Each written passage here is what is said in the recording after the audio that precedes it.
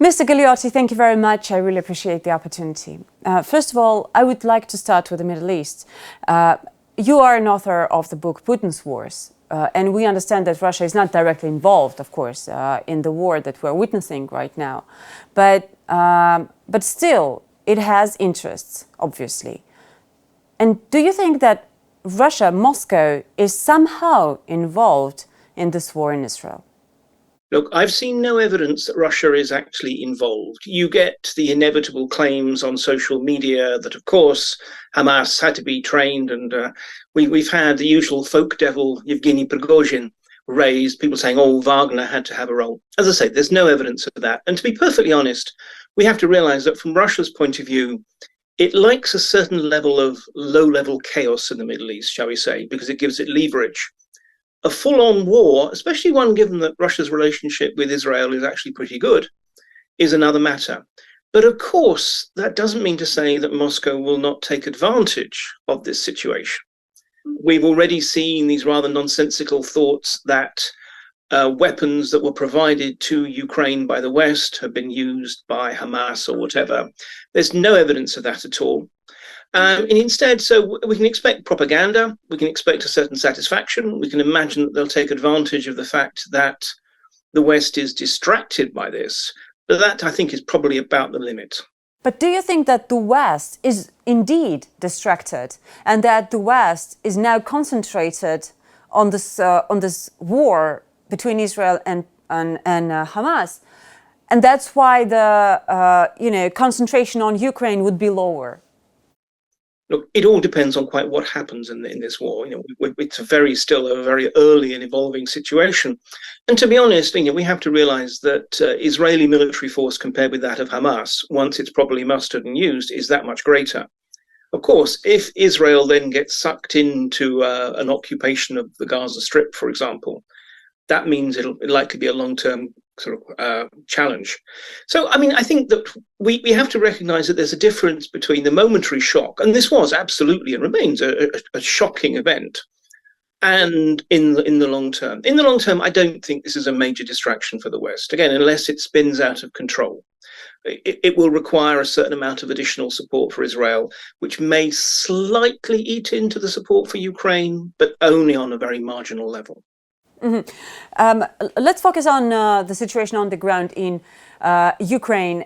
Right now, Crimea, as I understand, is one of the main targets and one of the main, goals for Ukrainian forces. So we can see that Russian fleet, Russian warships are being taken from Crimea to other locations, including Georgian region, Abkhazia, breakaway region of Georgia, Abkhazia. How would you evaluate that? Is that a big sign, in your opinion? It's a sign. I wouldn't say it's a very big one. Look, absolutely, it's clear that Sevastopol is no longer a safe haven for the Black Sea Fleet. The Ukrainians have found ways of penetrating the multi-level defenses around Sevastopol and Crimea in general. And to that end, yes, they're withdrawing some of their ships. So there's also some suggestion that some are returning, but particularly sending them to Novorossiysk, where they'll be a lot safer. However, two things are worth saying. First of all, this does not mean that the Black Sea Fleet has been neutralized. Its missiles and its air power can still reach far across the sea. It still has 5 of its operating submarines ready to be deployed, so that actually it can still, if it chooses to, neutralize other elements within the Black Sea. It's an embarrassment rather than a severe military setback. And secondly, the importance of Crimea from the point of view of Kyiv is arguably it's that one bit of Ukraine that, frankly, even Russians who are opposed to Vladimir Putin's regime think is rightfully Russian. And so by threatening that, they think it has that much greater a political impact. And so this is why they continue to use it as a target for their rocket and drone attacks. It's precisely because this has a much, much greater strategic and political importance than, hitting Donetsk or wherever. Yeah, and it does have this political importance, doesn't it? For Vladimir Putin, can you imagine what he thinks about this attacks on Crimea? I think that, look, I imagine And who quite knows precisely what Putin thinks. But my thought is that he must regard Crimea as an existential issue, in the sense that this is probably, well, certainly by his own account, his greatest achievement as he sees it, bringing Crimea back into the Russian Federation. The thought of potentially losing it is the sort of thing which, he may feel he could not survive politically. So, I mean, in that context, I think, again, this is one of the reasons why the Ukrainians are continuing to threaten it. I mean, if one looks at their counteroffensive, essentially it's trying to drive through Zaporizhia to break the land bridge, the road and rail connections between the Russian mainland and Crimea. If they can do that, and that's at the moment quite uncertain if they can do it this side of winter, but if they can do that, since they've already shown that they can actually hit the Crimea bridge as well, then in a way they begin to put Crimea under siege. And presumably they hope that that will bring pressure to bear on Putin, that maybe he'll be willing to negotiate or something. So it's quite a high stakes strategy, but it is precisely on the fact that Putin can afford to lose all kinds of towns and cities within occupied Ukraine. But Sevastopol, Crimea, that's another matter. And we are witnessing right now this amazing amount of drones, right? This is the new style of the war. Would you agree? I mean, is it something that we need to concentrate on? Does the drone as a new weapon, I don't know if it's new, but anyways, change the warfare?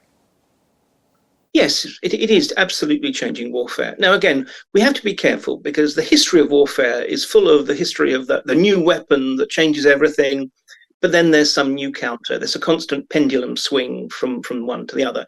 And already, we're beginning to see some ways of countering drones, jamming them, shooting down and the like. But absolutely, I mean, this has been the first full-scale war, which really the drone has been sort of demonstrated its value and its importance. And certainly, if one looks at what we're likely to see in the future, it's always difficult to predict, but nonetheless, certainly in the near future, the thought of wars in which human beings will still be involved, and they'll be involved in the battlefield. But for every tank, for every aircraft, for every helicopter, you will see whole fleets of drones operating semi-autonomously. That is very science fictional, but it is actually where we're heading quite soon. But does this mean that the weather is not as important as it used to be? I'm not a military expert, obviously, but what I know about the counteroffensive of Ukraine, and I've heard from different analysts and experts, that when it comes to fall, like November, and then winter, it would be much, much more complicated for Ukraine to keep on moving. If the drones are the main tool, is it changing the situation? Does it mean that we will see this counteroffensive to go on, to keep on going? Probably not, because look, drones are extraordinarily effective, but what they can't do is occupy territory. And this is why the human being, at least for the foreseeable future, is not going to disappear. When it comes down to it, wars are won or lost by, an infantryman shivering in a trench, wet, hungry, miserable, holding onto his rifle.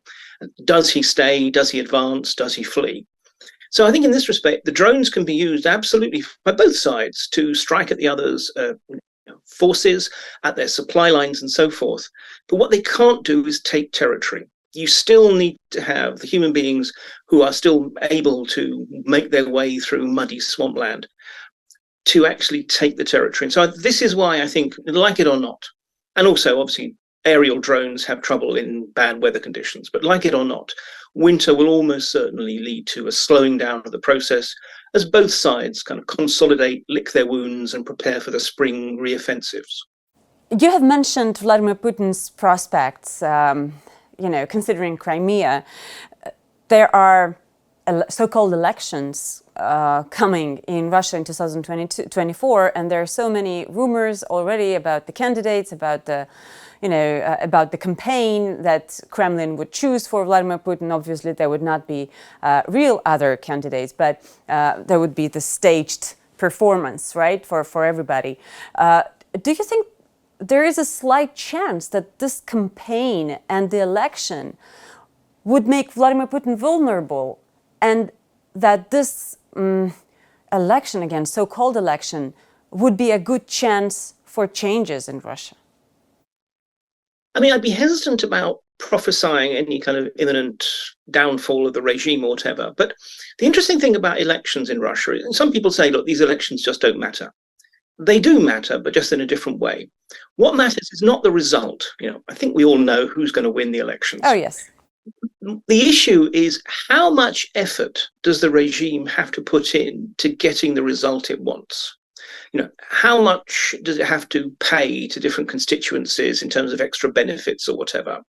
How much does it have to, in the final analysis, rig the elections, stuff the ballots, rewrite the electronic votes? And the more it does that, then actually the less legitimate the outcome, the less legitimate the regime, and the more chance there is of some kind of backlash. If we think of Bolotnaya, actually protests can be generated by people basically feeling that their votes have been stolen. So I think in this respect, it's going to be interesting because we don't know for sure, but we've been told that the presidential administration's political technologists want an 80% victory for Putin. Now, that's more than he's had at any other election. I mean, at the best of times, that will be difficult, and these are not the best of times, especially not given that it's unlikely that there's going to be any great sort of military progress in Ukraine, and likewise, it's unlikely that the economy for ordinary Russians is going to get any better in the next few months. So in those circumstances, they clearly are going to have to use a lot of administrative resource and just simply lie a great deal. And they're also going to have to choose candidates who are sufficiently unappealing to make Putin look statesmanlike. My next question, actually. I've heard the rumors, and also I saw publications, and obviously you did see these publications as well, that there would be Gennady Zyuganov, an old leader of Communist Party, and the other candidates that may take part in this performance. Who do you think would be the faces, together with Vladimir Putin? I mean, I think, yes, because there has to be a Communist Party candidate. So we are going to get Zyuganov because he is both safe and also immensely unappealing. I mean, it's quite interesting what happened when actually the communists were allowed to field at one point Grudinin, who actually seemed to think that his job was to do real campaigning. Zyuganov knows better than that. Beyond that, I mean, it's difficult because what they've always had in the past has been Zhirinovsky. They need a candidate who is the sort of the scarecrow candidate, someone who is so extreme, so toxic, that next to him, Putin looks statesmanlike and moderate. Now, the current leaders of the Liberal Democrat Party, they may well be toxic and unpleasant, but they're not sufficiently showy, I think, to do that. It's one of the reasons why Prigozhin, back in earlier this year, was being contemplated as one such candidate. So I think they still need to find someone who will be the rabid extremist. And then they'll probably try and find someone who looks faintly liberal, faintly moderate. Again, just to give the sense that there is a span of opinions. But on the other hand, who knows perfectly well that his, or conceivably her, but probably his job is not to ask the difficult questions, not to push too hard. It's actually really difficult. I mean, it's not that I feel especially sympathetic to the political technologists in the presidential administration, but certainly this time round, they have their hardest job of coming up with the cast for their dramaturgia, because it is going to be very difficult to find a suitable cast that makes Putin look good.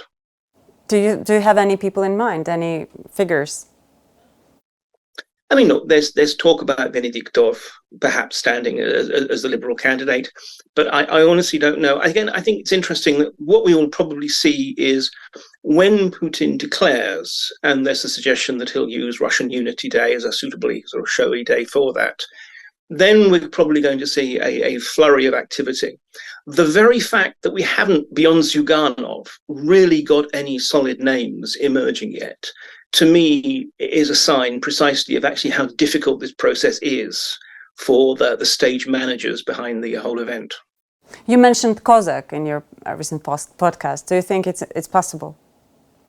I mention him in my podcast because I'm doing a sort of a series of the people who conceivably could be post-Putin presidents.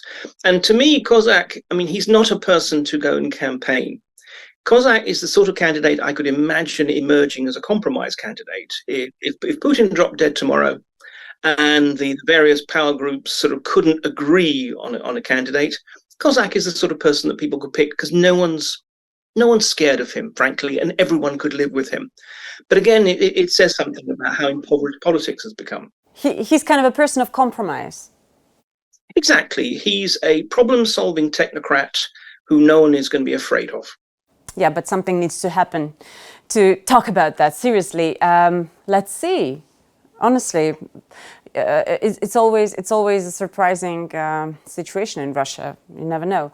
Thank you very much. It's a pleasure, Mr. Galeotti. Always my pleasure. We operated in Russia for 12 years, and the government tried to get rid of us 3 times. We had to leave, forced out of the country by new repressive laws after the first week of the war. Our freedom crushed by the authorities. Мы временно приостанавливаем работу телеканала. We survived, started working from Europe, and now we are watched by millions of people every day. There's no other independent news channel in Russian. We have now decided to tell the truth about Russia in English as well. So that you could get news about Russia, the war in Ukraine, and Russian society directly from the source. We want to tell you firsthand what is really happening in Russia. Subscribe to TV Rain Newsroom on YouTube and let's take a look at our future together.